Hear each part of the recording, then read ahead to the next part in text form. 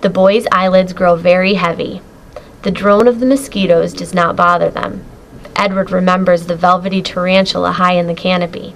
He wishes they could have seen the venomous snake that looked like a jeweled necklace, but he did see the Darth Vader beetle James found. They all get mixed up with Long John Silver. Their mother's voice grows dimmer. I saw Silver now engaged upon, keeping the mutineers together with one hand and grasping with the other, after every means, possible and impossible, to make his peace and save his miserable life. Meg's voice spins out into the night.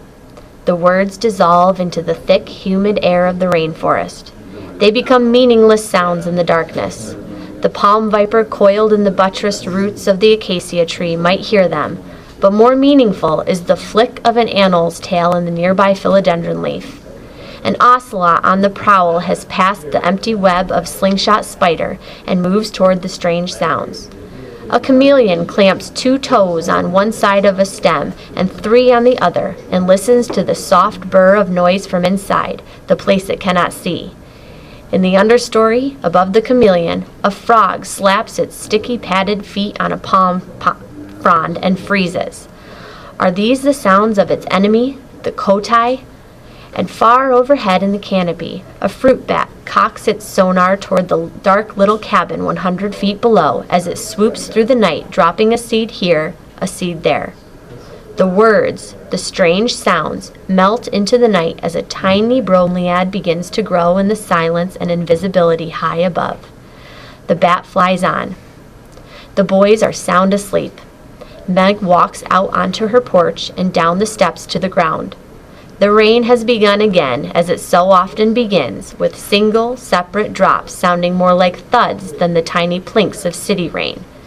It is a round sound, so round and so liquid that it's easy to imagine the shape of each raindrop as it splashes and flattens on the broad leaf in the top of the canopy.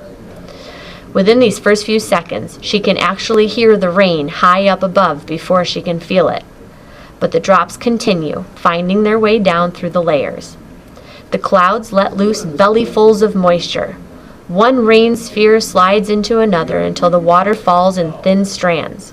Within minutes, it is beating down so hard, the thin, silvery strands lose their shape, turning to liquid smoke that clouds the air. Meg goes back onto her porch and lights her Coleman lamp. She gets out her computer, and in the dim, foggy night of the rainforest, a small neon green rectangle is illuminated.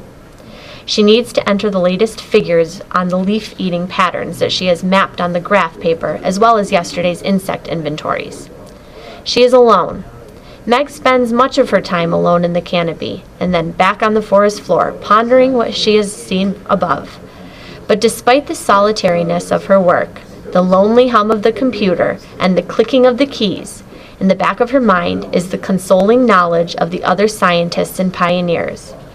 It is easy for her to bridge the chasm of more than 100 years and reach out toward the one who navigated the path to freedom by feeling for moss on the north sides of trees.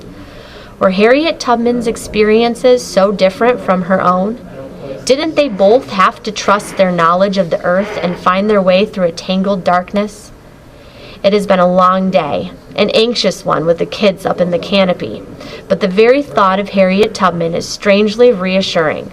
So Meg types on through the next several hours until her computer batteries begin to fade and the gray of a new dawn filters slowly through the canopy.